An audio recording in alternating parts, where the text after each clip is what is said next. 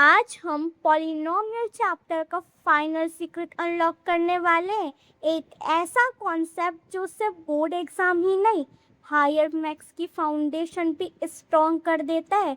और सिर्फ इतना ही नहीं, आज के बाद तुम समझ जाओगे कि पॉलिनोमियल के फैक्टर्स कैसे आइडेंटिफाई करते हैं, फैक्टराइजेशन कैसे करते हैं, और सबसे इम्पोर्टेंट, एक्स की वैल्यू आती कहाँ से।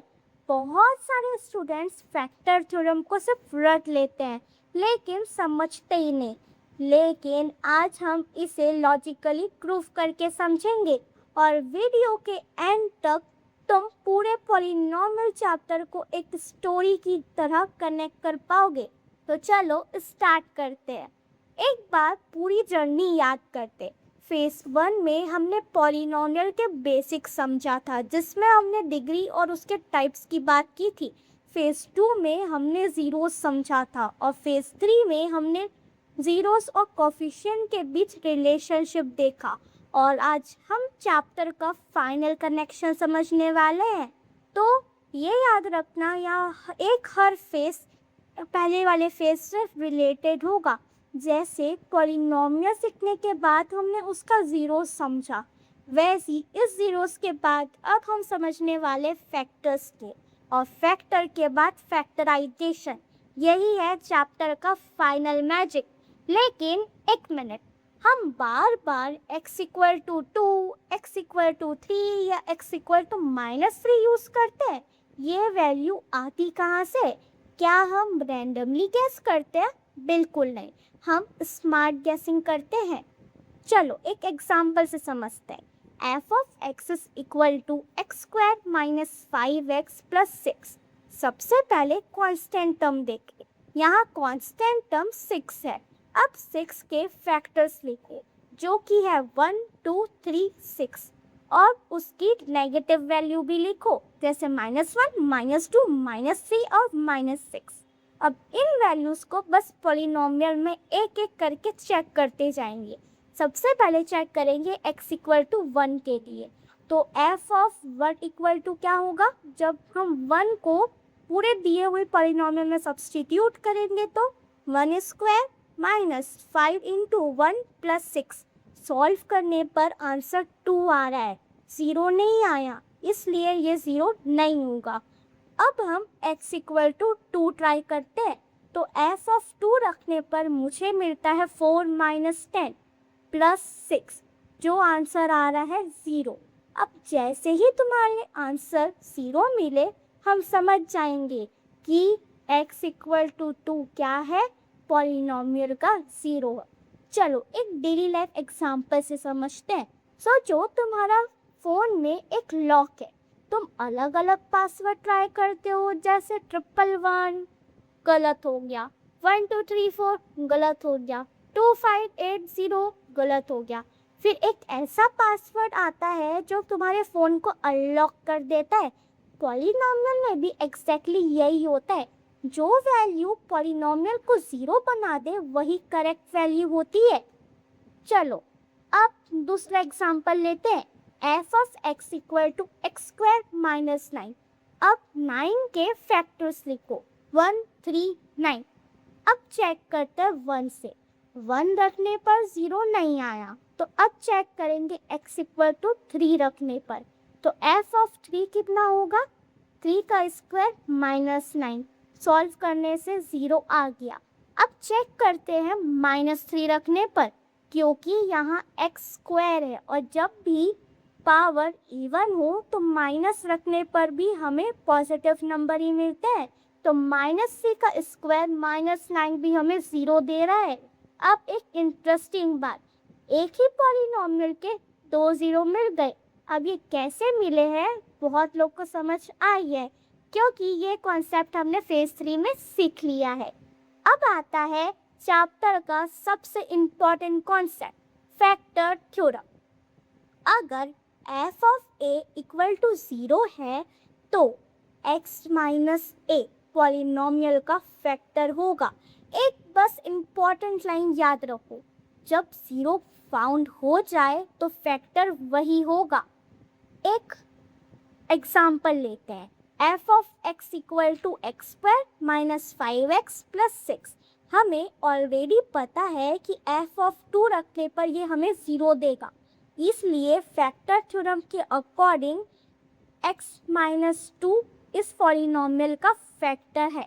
अब समझ में आया? और ये सिंपल भी है, पावरफुल भी है और बोर्ड एग्जाम का फेवरेट टॉपिक भी है। सोचो तुम्हारे पास एक लॉक है और तुम्हारे पास बहुत सारी कीज हैं। हर की लॉक को तो नहीं खुल पाएगी, लेकिन जो की लॉक को परफेक्टली ओपन कर दे वही करेक्ट की होती है, राइट? पॉलिनोमियल भी एग्जैक्टली वैसा है। जो वैल्यू आंसर को 0 बना दे वही फैक्टर्स की होती है। अब फैक्टर तो मिल गया, लेकिन पूरा फैक्टराइजेशन कैसे करें? चलो अब इसे भी एग्जाम्पल से समझते हैं। F of x equal to x square minus 5x plus 6 ये एक पॉलिनोमियल है। हमें दो ऐसे नंबर्स चाहिए जिनका मल्टीप्लिकेशन 6 हो और एडिशन 5। अब हम इसके पॉसिबल्स पेयर लेते हैं। जैसे 6 इंटू 1 6 होता है, 1 इंटू 6 भी 6 होता है, पर जब एडिशन करेंगे तो आंसर हमें 7 मिलेगा, जो कि गलत है क्योंकि एडिशन हमें 5 चाहिए। दूसरा लेते हैं 2 इंटू 3। अब हमें आंसर 6 मिल रहा है, एडिशन हमें 5 मिल रहा है। अब ध्यान दो 2 इंटू 3 को अब हम पिक कर लेते हैं। अब मिडिल टर्म देखो नेगेटिव है, इसलिए दोनों नेगेटिव होंगे, तो फाइनल आंसर क्या हुआ? x minus 2 x minus 3। अब सोचो तुम्हारे पास 12 चॉकलेट्स है, तुम उन्हें 3 ग्रुप्स ऑफ 4 में बांट सकते हो या 4 ग्रुप्स ऑफ 3 ले, टोटल चॉकलेट्स तो 12 ही रहेगी। फैक्टराइजेशन भी नंबर्स को मीनिंगफुल ग्रुप में बस डिवाइड करना ही उसका काम होता है। चलो अब एक और क्वेश्चन लेते हैं। X square minus 8x plus 15। तो सबसे पहले 15 का फैक्टर देखें, जो कि होगा 1 इंटू 15 3 इंटू 5, बट हमें एडिशन में 1 चाहिए, तो 15 इंटू 1 वाला तो कैंसिल हो गया। अब 3 इंटू 5 ये हमें 15 तो दे रहा है और 8 भी दे रहा है, तो अब हमें इसे पिक कर लेंगे, पर मिडिल टर्म नेगेटिव है तो ये भी नेगेटिव होगा। आंसर क्या होगा? x माइनस 3 और x माइनस 5। अब वेरीफाई भी कर लेते हैं।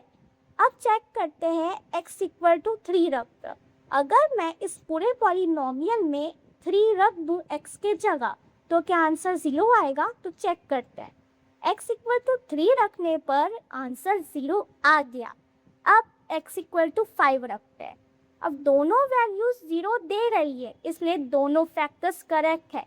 फेज 2 याद है, ग्राफ एक्स एक्सिस को जहाँ कट करता था वही जीरोस होते थे और हर जीरोस एक फैक्टर को रिप्रेजेंट करता था, जिससे अब हमें समझ में आया ग्राफ क्यों ज़रूरी था। ग्राफ से हमें 0 पता चल सकता है और 0 से फैक्टर और फैक्टर से फैक्टराइजेशन। अब पूरा चैप्टर कनेक्ट हो गया। बोर्ड एग्जाम में स्टूडेंट्स एक कॉमन मिस्टेक करते हैं, सीधा फैक्टर लिख देते हैं, वेरिफिकेशन नहीं दिखाते। हमेशा सब्स्टिट्यूशन दिखाना, जैसे f of a equal to 0 है, उसके बाद x माइनस a फैक्टर है। अब चलो तुम्हारी बारी। f of x equal to x square minus 7x plus 12। Check करो कि x माइनस 3 इसका फैक्टर है कि नहीं। आंसर कमेंट में बताना मत भूलना। दूसरा क्वेश्चन पॉज करो और सॉल्व करके बताओ। X square minus 11x plus 24, क्या ये फैक्टर्स होगा कि नहीं, और फैक्टराइज करके बताना।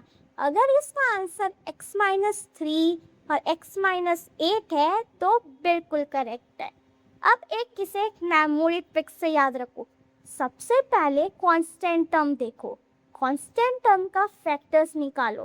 फैक्टर्स निकालने के बाद एक एक वैल्यू को चेक करो और जिस वैल्यू पर 0 फाइंड हो जाए तो वो फैक्टर हो जाएगा। अब फैक्टर को वेरीफाई करो, फैक्टराइजेशन कंप्लीट हो गया। सो पॉलिनोमियल से हमने डिग्री समझा था, डिग्री के बाद टाइप्स के बाद हमने उसके जीरो समझी और जीरो के बाद उसका ग्राफ का कनेक्शन। फिर रिलेशनशिप समझा और आज फैक्टर थ्योरम और फैक्टराइजेशन समझा। अब कॉन्ग्रेचुलेशंस, तुम्हारा पॉलिनोमियल चैप्टर पूरा कंप्लीट है। पर तुम्हारे लिए कुछ क्वेश्चंस है। पहला challenge, x square minus 8x plus 15, find करो इसके सारे फैक्टर्स को। Challenge 2, check whether x minus 4 is a factor of x square minus 9x plus 20. Challenge 3, without solving maximum number of zeros, कितने हैं इस दिए हुए पॉलिनोमियल में? x की power 4 plus 3x square plus 1। Answer comment में लिखना मत भूलना। अब बताओ तुम्हें पॉलिनोमियल चैप्टर अब कितना इजी लग रहा है, 50%, 80 या 100%? अगर तुमने पूरे चैप्टर को स्टार्टिंग से एंड तक कंप्लीट किया है तो ज़रूर बताना कि तुम्हारा एक्सपीरियंस कैसा था। वीडियो पसंद आई तो लाइक करो और अपने क्लास 10 फ्रेंड के साथ शेयर करना मत भूलना और सब्सक्राइब करो क्लियर कॉन्सेप्ट्स एकेडमी को, क्योंकि यहाँ मैथ्स को रटाया नहीं जाता, कॉन्सेप्ट को लॉजिकली प्रूफ करके समझाया जाता है। Thank you.